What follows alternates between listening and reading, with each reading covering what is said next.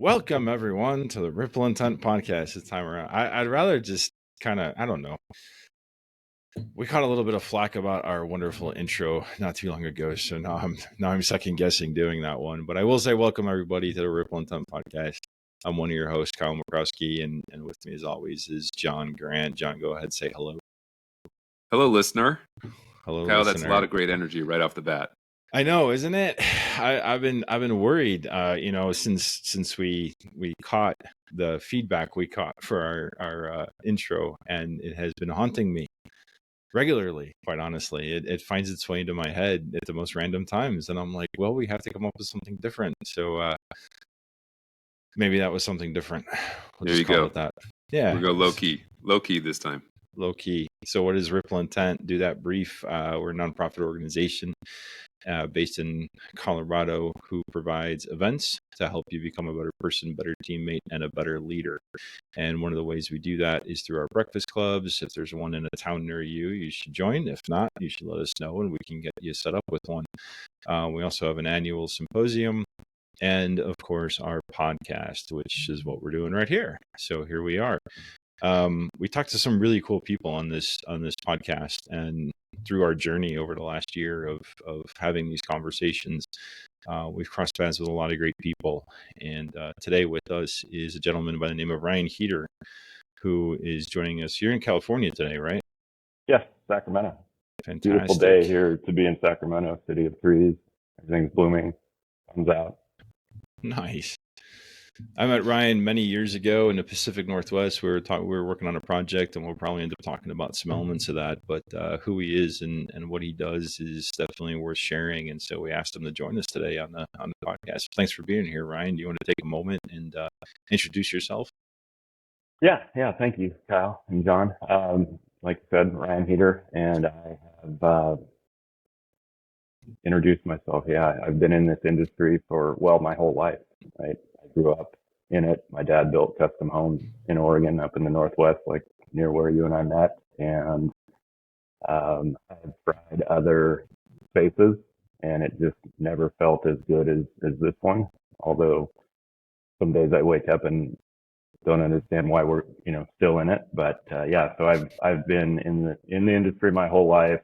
Grew up in Oregon, went to Oregon State, graduated in the late 90s, went to work immediately from there for a large national general contractor, McCarthy Building Companies, and stayed with them for the first 21 years of my career out of college. And then since then, I think what I tell people these days is I've been on this personal growth journey, right, to find myself. We were talking about it earlier, where I just, when I left McCarthy back in 2018, I thought I knew it all, right? I thought I was ready to go. I thought I was just going to go out there and conquer the world. And I have been on a journey for the last 5 years to really, more than anything, just find myself, right? And where I fit in an organization, where I fit in the relationships that I have in this industry. And it's been fun. It's been fun. And you and I have kind of made our way back to each other, and I've become involved in your organization, Ripple Intent, and just, like I said, just really, working to understand myself and the people that I work with, and bring some, bring some levity, bring some lightness, bring some, some more humanness. I don't even know if that's a word, but just really focus on the human element that we all have to show up every day and come to work with and work through. Yeah, let's pull that apart, because there's a lot in there in that journey, and thanks for sharing. The thing that I caught on right away was, okay, so 21 years at McCarthy? 21 years, yeah. 21 years. So that's over 2 decades. Yeah. So during that, math skills showed up today. I'm trying to make it easy for myself. So in that 21 years, what stands out to me is you didn't figure out who you were, or figure out who you didn't find yourself in the first 21 years. I really think I teed it up for that discovery. But it's amazing. It's amazing to look back and on that, on those 2 decades. And I've had conversations with people that are my age and recognizing the same thing is I thought I knew what I was doing. I thought I knew where I was going. I definitely had a role to play every day when I woke up and came to work, and there were so many things about the job and my roles that I loved, right? And then there was those parts of the role and my job that I hated, and that I had to figure out a way to navigate, and I just assumed that was how it worked, right? And the things that the things that went well, I could always rationalize as there's some reason it's going well. And the things that were frustrating to me, I could always rationalize as that's something else, or that's somebody else that's frustrating me, right? And it's amazing how you can burn through 20 years and just, believing those things and not getting to a point where you recognize, wait a minute, I have a lot more control over, how I show up and how I feel and how I represent myself than maybe I thought I did. Yeah, because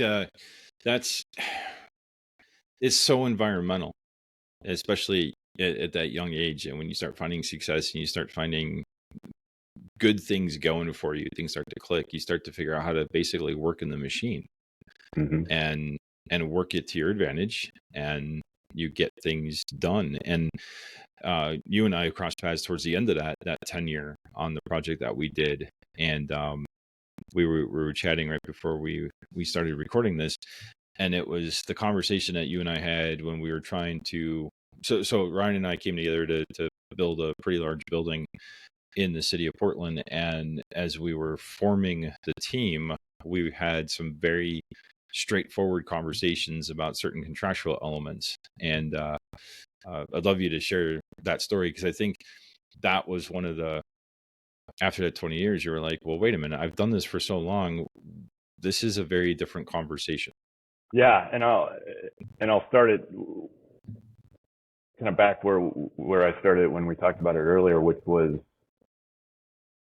since as long as I can remember, I always felt like I would sit in rooms full of people and have this underlying feeling that we weren't talking about the right things, right? The things that we really needed to get to the meat of and dissect and understand and spend some time negotiating or debating, or they continue to lay on the bottom, and we're just talking about all this stuff up at the surface. Almost like we're playing a game that I don't quite understand the rules to, right? And so, to the story you mentioned, we were getting to the point where we were negotiating the terms of the contract.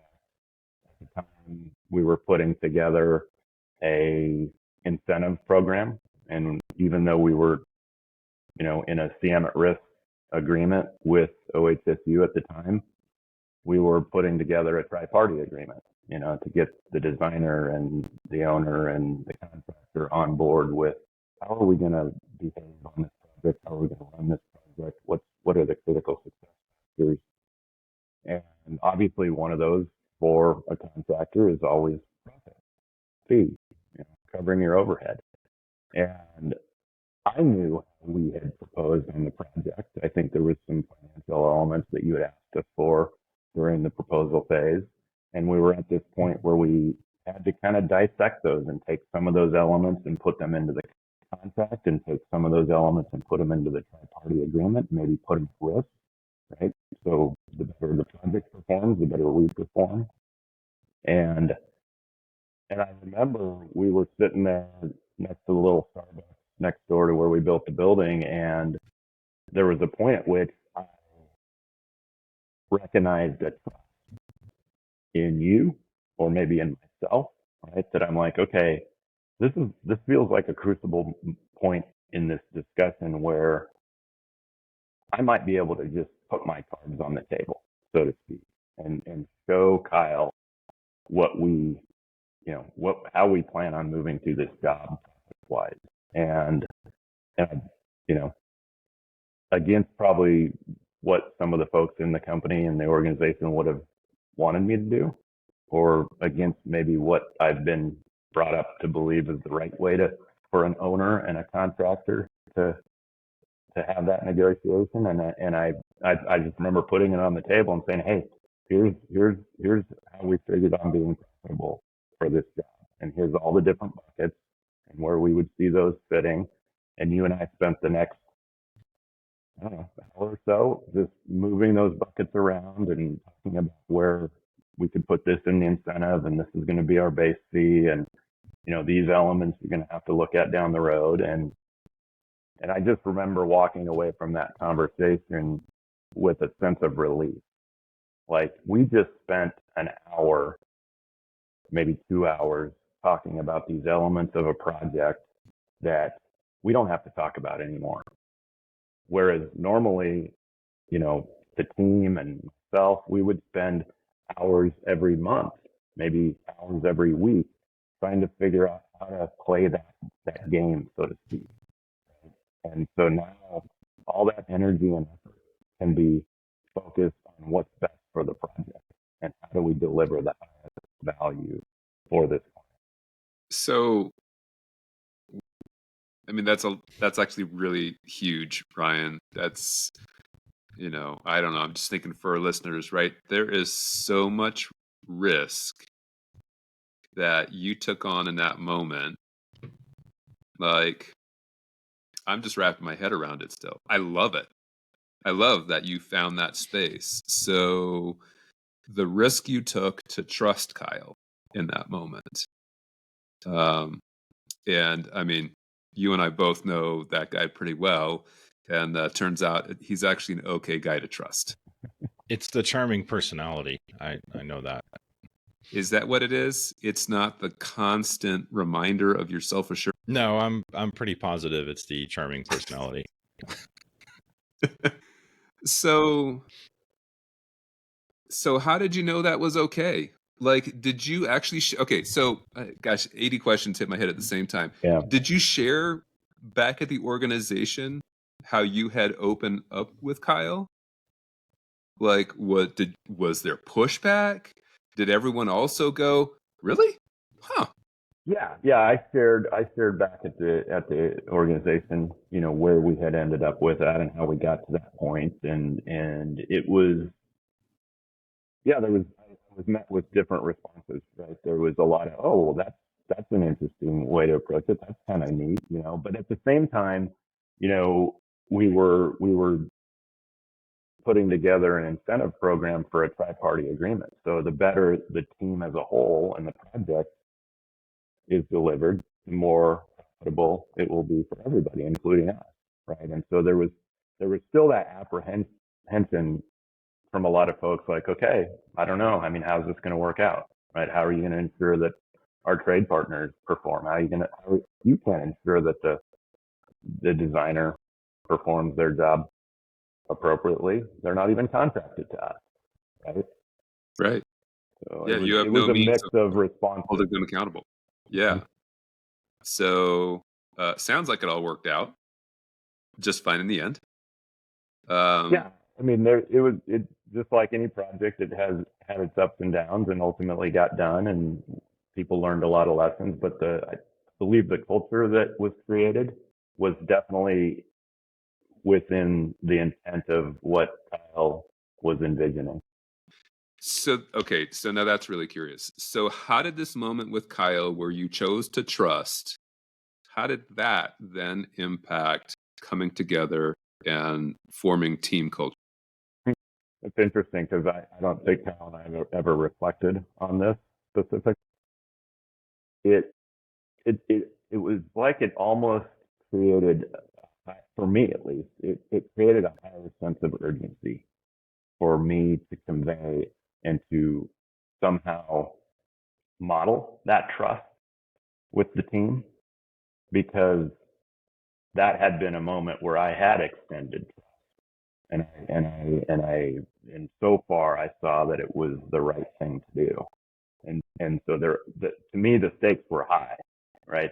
That the rest of the team get on board and behave in the same way and extend, be courageous, extend that same level of trust, even at times where it feels like maybe this isn't what I usually do, right? So to essentially to work differently than you usually do, which again I felt was the intent of that delivery model that we were trying to create. Right. Yeah. Generally speaking, you go to the tri-party agreement type of coming together, right? Regardless of the contract, but the intent of usually coming together, those organizations, the point is to have a lot of trust and agree to work together in a much more collaborative way than we'd normally think. We always say we're collaborative, but it's a different rubber hitting the road. So, no, that's really fascinating to me, right? So I hear that, okay, so you had this greater sense of urgency, right? In terms of like, oh gosh, what now I got to convince my actual team. So there's organizational leadership, but then your actual team, you're like, you've got to get them on the same page as you because you've already established this at a high level. And so was that something you kind of constantly had to work on throughout that project to maintain it and make sure everyone remembered, oh yeah, guys, remember, we're going to work together? Yeah, to me, it felt like it took a lot of effort to remind people. Yeah. Kyle's laughing because, it was everybody typically wants to go back to their standard way of operating. And when it starts to feel uncomfortable, especially when, the burden of creating results is on your shoulders and you're being asked to do it a different way and you're not certain that it can be done that way, it's just so easy to revert back to the way we've always done it. And so I know what I need in those situations, right? I need to look at my partners to the left and to the right. I need to look at my boss and have them going, it's okay. It's okay. You might mess up. You might make some mistakes, but it's okay. We got you. So I'm curious, after, so many years being successful, because you were leading that office at that time, you were part of the national leadership team of McCarthy, and here we were approaching work in a different way. Like a lot of the business tactics that you knew going in, that you were basically ready to rinse and repeat, were taken off the table. Not in a bad way. It was the relationships that you knew, the organizational dynamics and relationships that you knew going into this project that you expected to have with the other parties on the project. What we were trying to do is said, there's a lot of drama and there's a lot of time and effort that goes into those things that doesn't actually produce value for all of us. It can, but what would it look like if we didn't do some of those things and instead put the energy towards better things, and still allowed you to be profitable in the way that you were allowed profitable? I remember some of those conversations where you're like, this is intriguing. And it was almost as though you were able to take a breath at that point and go, I wouldn't mind not doing this stuff I've gotten really good at for a change. Something's missing. Something's just missing from the way we've been doing it. That's pulling me in this direction to go, this could be better for me and for my people. Yeah, I'd like to kind of, so, all right.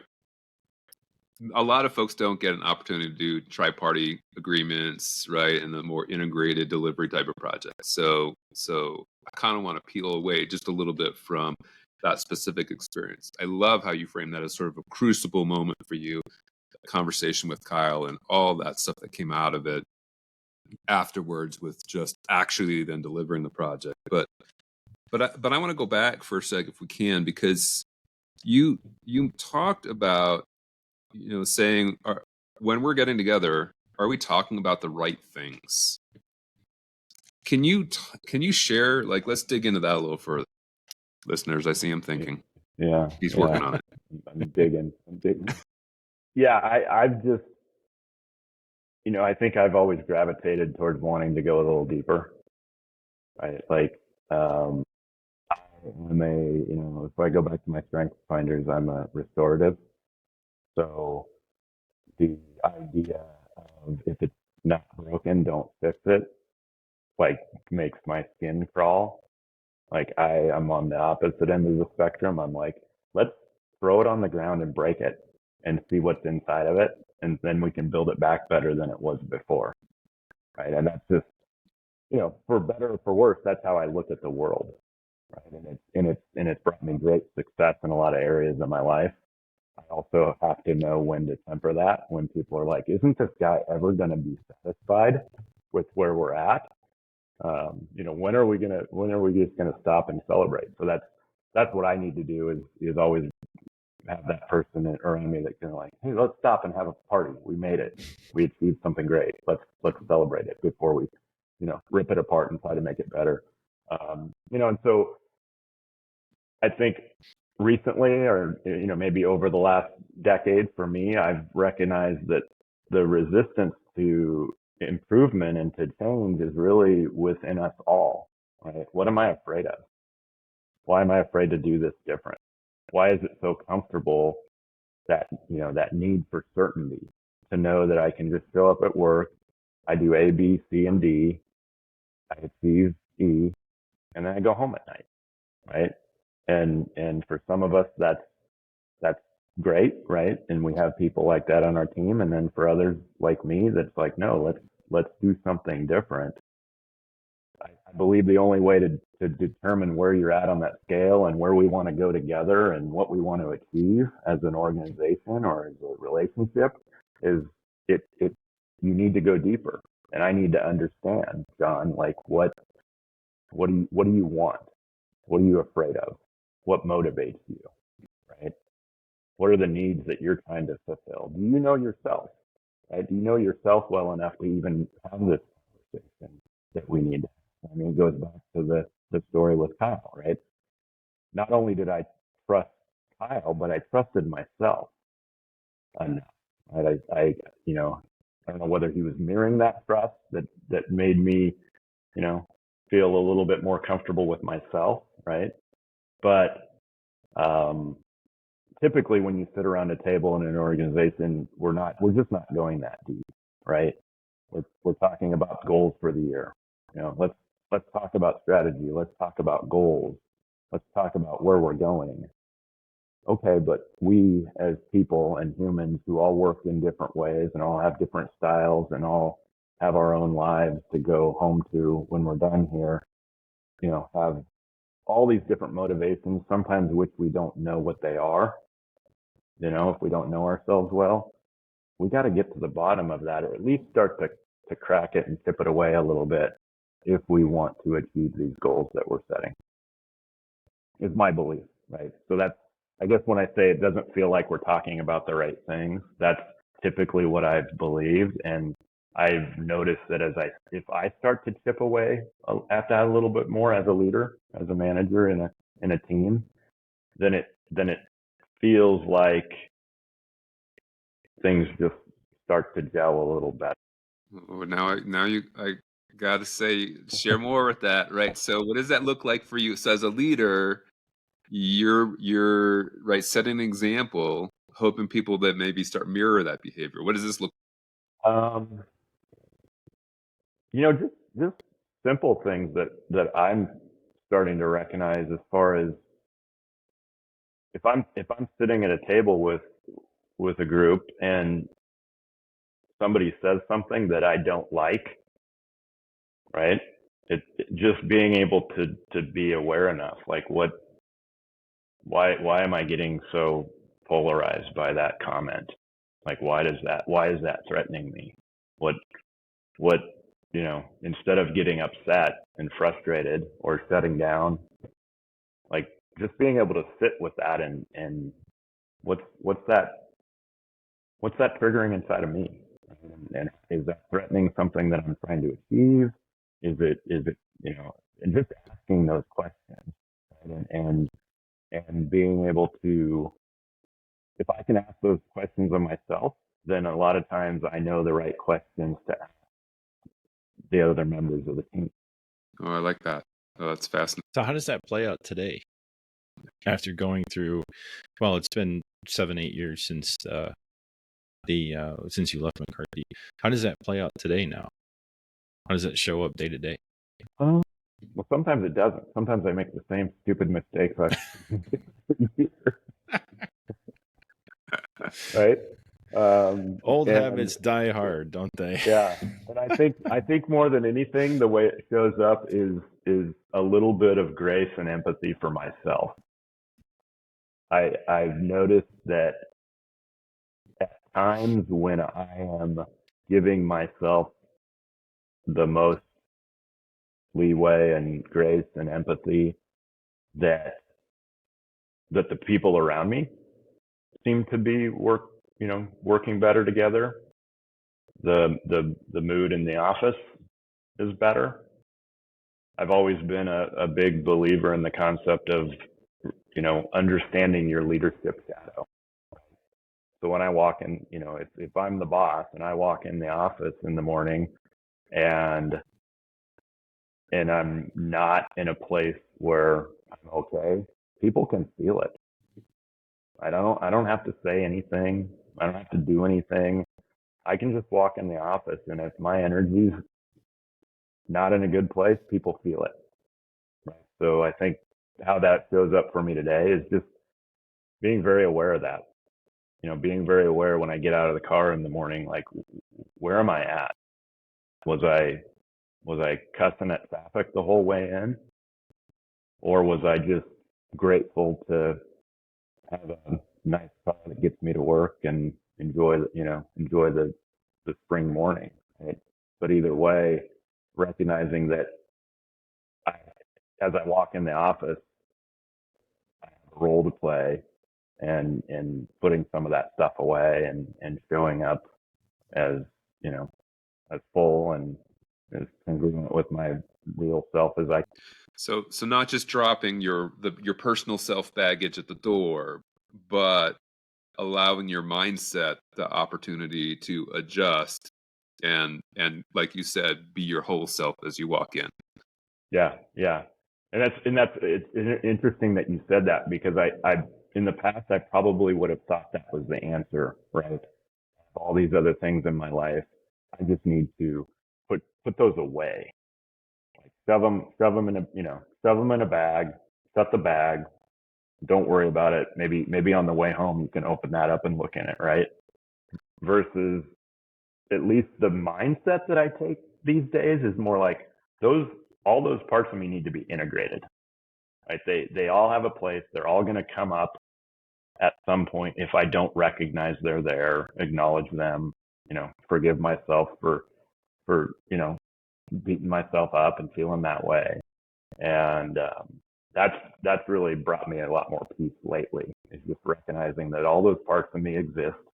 The parts that I get frustrated with, the parts that continue to trip me up in relationships and on teams, and just be like, you know what, that's a part of me. And as much as I get frustrated with it,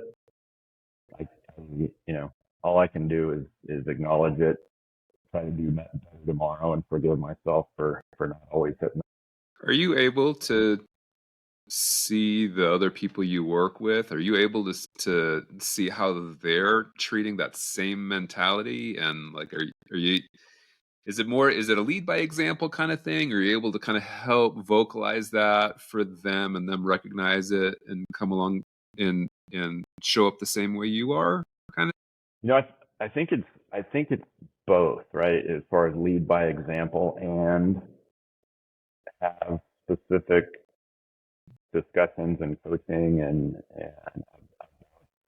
like this, right? So, a mentor of mine kind of planted the seed in my head a while back, as far as being a leader, and it's the concept of being a lighthouse, right? So just kind of that's the leading by example. That's just showing up in the best energy at any given moment that I can. And that energy and that presence will shine a light, so to speak, right? And kind of light the way, illuminate things.